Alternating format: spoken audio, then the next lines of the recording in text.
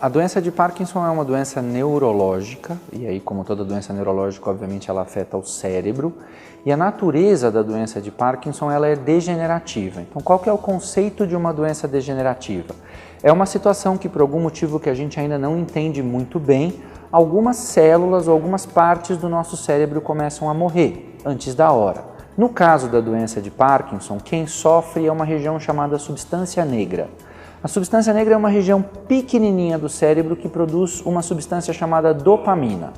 Conforme a substância negra vai morrendo antes da hora, a gente para de produzir dopamina e isso provoca uma série de influências de outras regiões do cérebro afetando os nossos movimentos. Então ela é basicamente uma doença degenerativa que faz com que uma parte do cérebro morra mais cedo, deixando de produzir dopamina e influenciando nos nossos movimentos, produzindo rigidez, tremor e outros sintomas.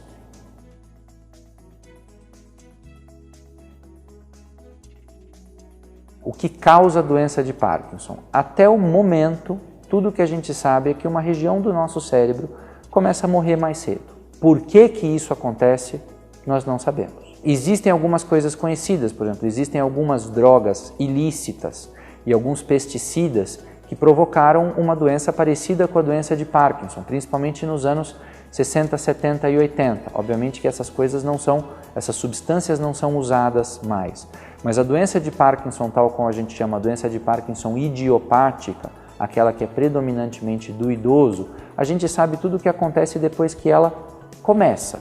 Mas a gente não sabe exatamente por que esse grupo de neurônios produtor de dopamina começa a morrer mais cedo.